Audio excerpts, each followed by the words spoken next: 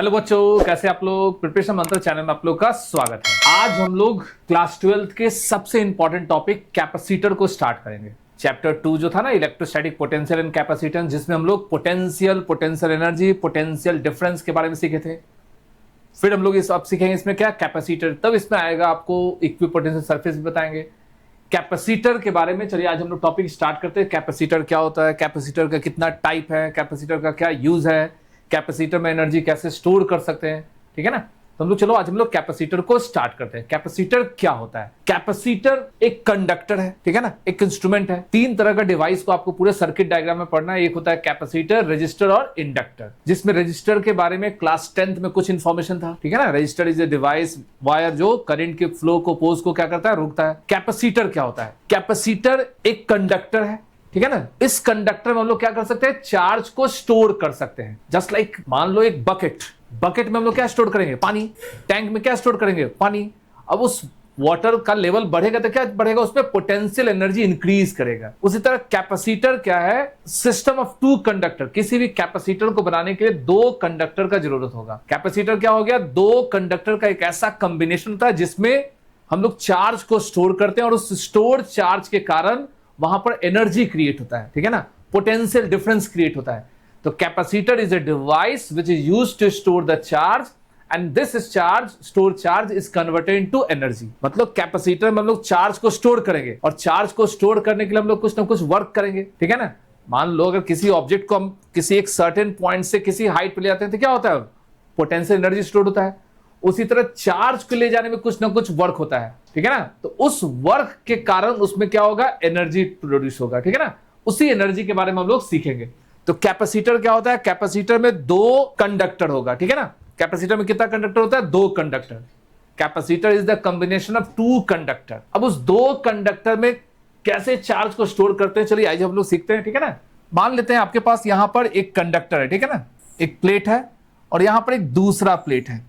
ये एक कंडक्टर है। अब इस कंडक्टर को हम लोग को चार्ज देना है, तो चार्ज अपने आप तो आएगा नहीं। चार्ज को लाने के लिए क्या करेंगे, हम लोग कुछ ना कुछ एनर्जी देंगे, वोल्टेज देंगे।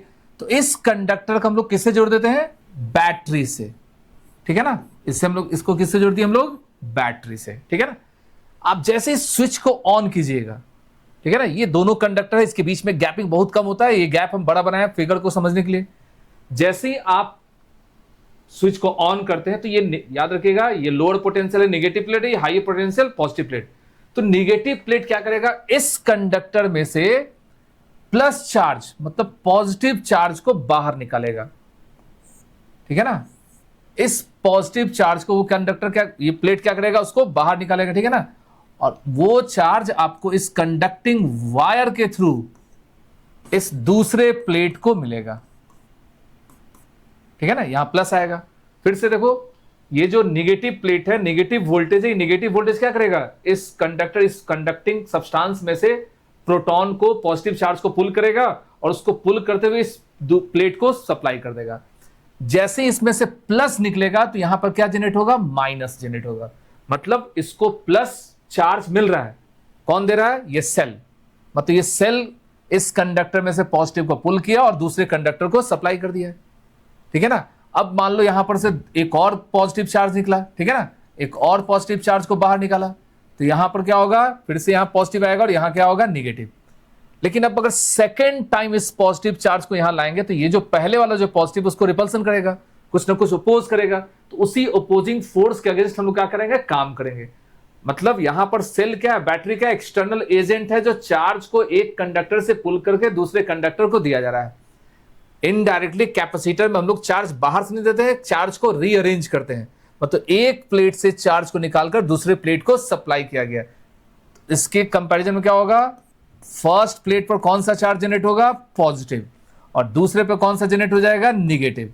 तो ये आपको क्या बन जाएगा, एक अरेंजमेंट बन जाएगा पॉजिटिव और नेगेटिव प्लेट का, ठीक है ना। और इसी प्लस और माइनस के कारण इसके बीच में क्या जनरेट होगा, potential. Due to positive and negative charge, a potential difference is developed between the plate. ठीक है ना। मतलब आप जितना चार्ज को ले जाइएगा उतना ज्यादा वोल्टेज जनरेट होगा और यही वोल्टेज फिर हम लोग वर्क के फॉर्म में आगे हम लोग यूज करेंगे।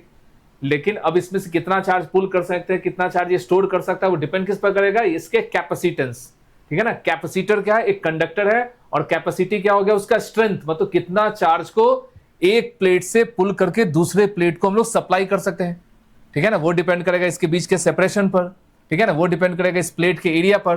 वो हम लोग इसके डेरिवेशन को देखेंगे। सिंपली कैपेसिटर क्या होता है, कैपेसिटर एक इंस्ट्रूमेंट है, उस इंस्ट्रूमेंट में से चार्ज को क्या करना है, एक प्लेट से चार्ज को पुल करके दूसरे प्लेट को प्रोवाइड करना है, और उसको लाने का काम कौन कर रहा है, ये सेल।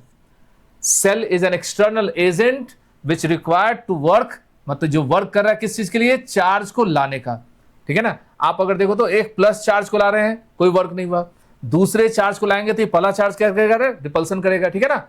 फिर तीसरे चार्ज को अगर लाओगे तो फिर से वो बाकी दोनों चार्ज क्या होगा, रिपल्सन करेगा। तो वर्क के अगेंस्ट हम लोग काम कर रहे हैं, मतलब इसके फोर्स के अगेंस्ट काम कर रहे हैं। तो इसमें जो एनर्जी स्टोर्ड होगा इसको बोलते हैं इलेक्ट्रोस्टैटिक पोटेंशियल एनर्जी, ठीक है ना। तो आप देख सकते हैं इसमें चार्ज जितना आप इंक्रीज कीजिएगा, ठीक है ना, तो Q इज प्रोपोर्शनल टू क्या होगा, V। आप याद कीजिए V का हम लोग फॉर्मूला क्या सीखे थे, V equal to 1/4 pi epsilon not Q divided by R, ठीक है ना। तो आप देखो तो Q और V क्या है, डायरेक्टली प्रोपोर्शनल है।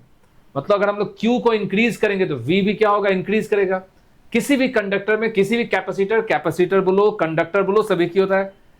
In any capacitor charge is proportional to potential difference, मतलब जितना आप चार्ज प्रोड्यूस कीजिएगा, जितना चार्ज ट्रांसफर कीजिएगा, उतना ही ज्यादा वोल्टेज इंक्रीज करेगा।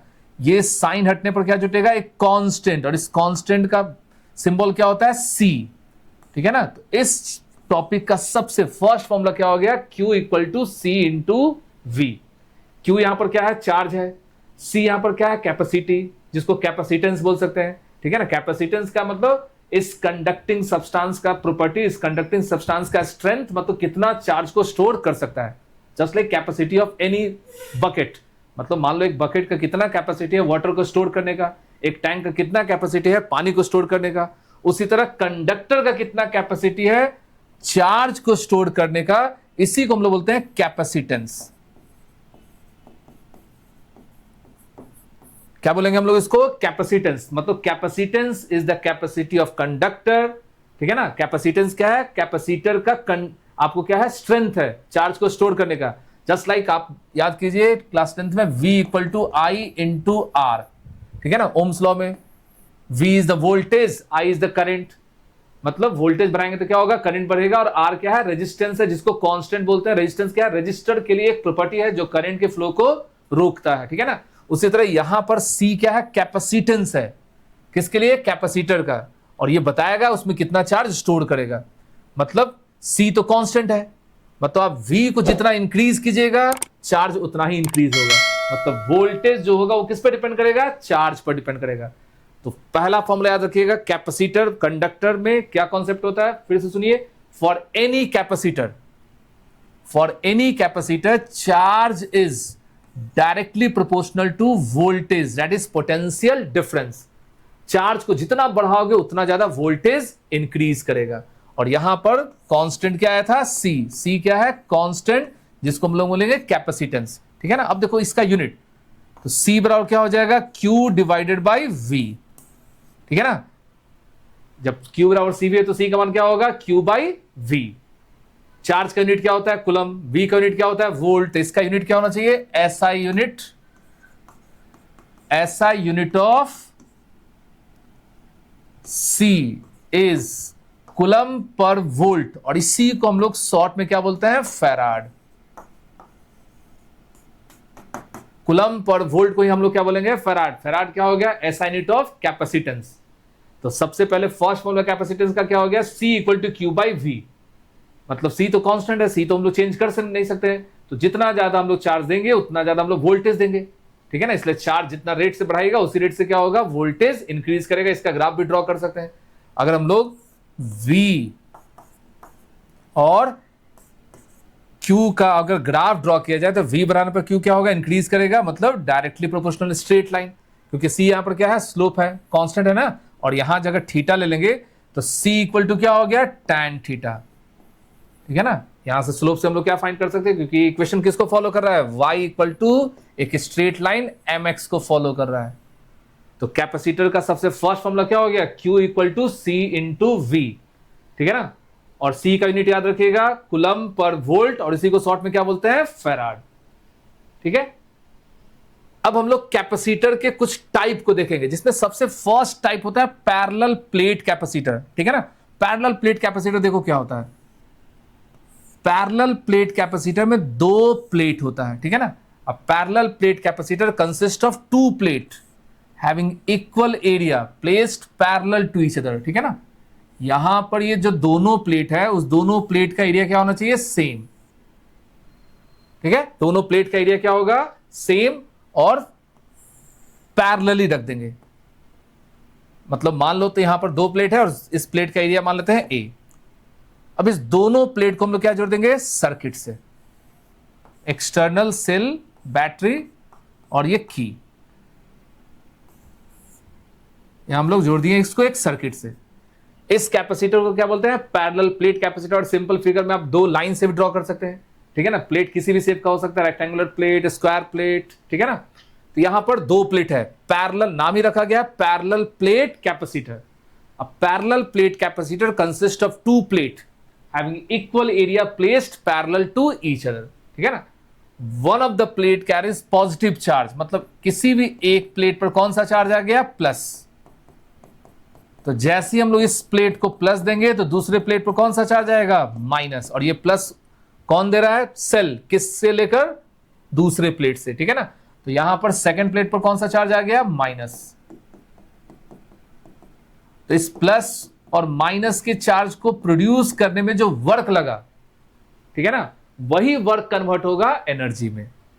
ठीक है ना, पोटेंशियल हम लोग क्या बताए थे, the amount of work done to bring a charge from one point to another point is defined as potential difference। और इंफिनिटी से गिवन पॉइंट पर क्या होगा, पोटेंशियल होगा, जिसको इलेक्ट्रिक पोटेंशियल बोलते हैं। तो यहां पर एक प्लेट से चार्ज को पुल करके दूसरे प्लेट को सप्लाई करना है, तो एक पर प्लस आएगा, दूसरे पर माइनस आएगा। तो उस प्लस माइनस के अरेंजमेंट को बनाने में जो एनर्जी लगा, वही होता है इलेक्ट्रोस्टैटिक पोटेंशियल एनर्जी। ठीक है ना, तब हम लोग देखो इसमें कितना चार्ज स्टोर कर सकते हैं, मतलब इसके कैपेसिटेंस को पूछेगा।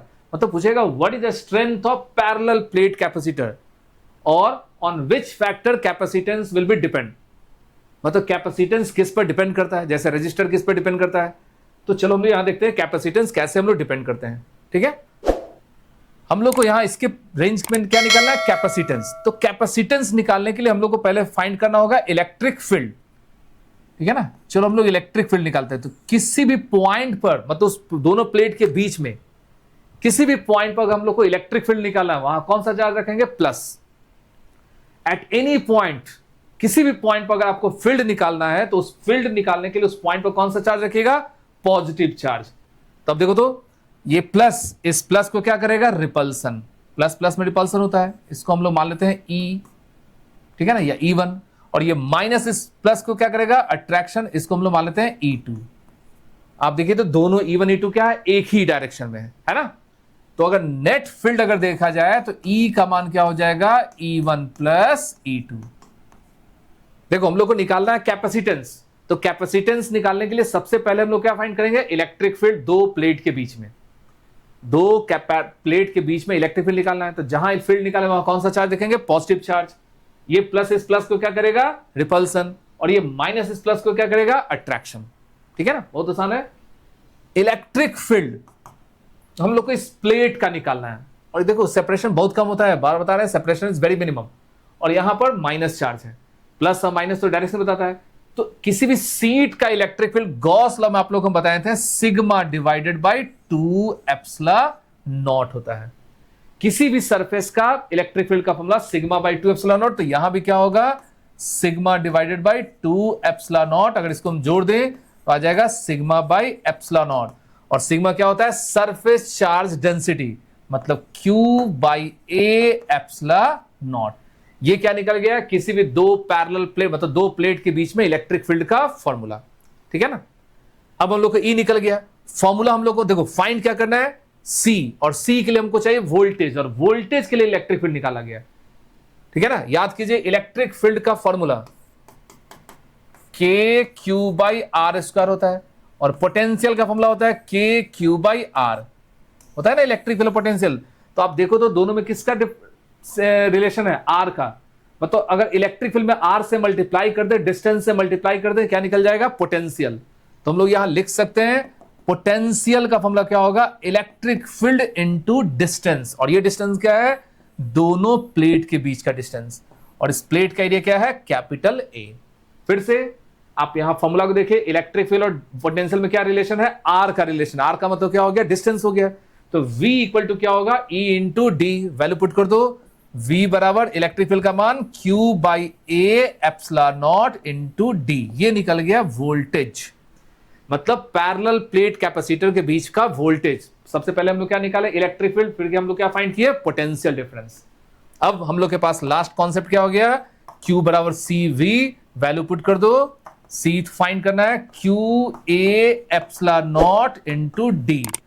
Q से Q कैंसिल, तो C का मान क्या आ गया? Epsilon not into A divided by D. यही है आपको पैरेलल प्लेट कैपेसिटर का फॉर्मूला।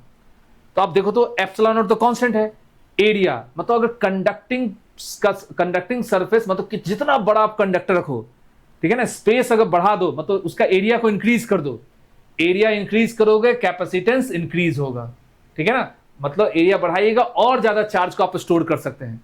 डिस्टेंस को अगर बढ़ाते हैं कैपेसिटेंस क्या होगा? डिक्रीज करेगा, क्योंकि जितना ज्यादा डिस्टेंस बढ़ाइएगा चार्ज को ले जाने में उतना ज्यादा वर्क करना पड़ेगा, मतलब उसका कैपेसिटेंस डिक्रीज होगा, मतलब उसमें चार्ज स्टोर ही नहीं हो पाएगा। इसलिए डिस्टेंस जितना हम लोग कम रखेंगे कैपेसिटेंस उतना ज्यादा होगा, डिस्टेंस जितना ज्यादा रखेंगे उतना कैपेसिटेंस कम होगा।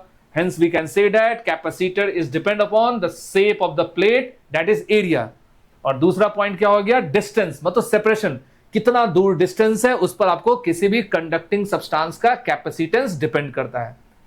सिंपल सा कॉन्सेप्ट है कैपेसिटर। कैपेसिटर क्या है? एक कंडक्टर है जो चार्ज को स्टोर करता है, ठीक है ना। चार्ज का मतलब एनर्जी स्टोर होगा, उसको स्टोर करने के लिए हमको एक फॉर्मूला निकला कि कितना आप चार्ज स्टोर कर सकते हैं, क्योंकि बिना कैपेसिटी का कोई इंस्ट्रूमेंट होता नहीं है, ठीक है ना। एक छोटा सा एक बकेट भी लेंगे उसमें भी पानी स्टोर होगा कि 10 लीटर पानी स्टोर है, 20 लीटर पानी स्टोर है, ठीक है ना।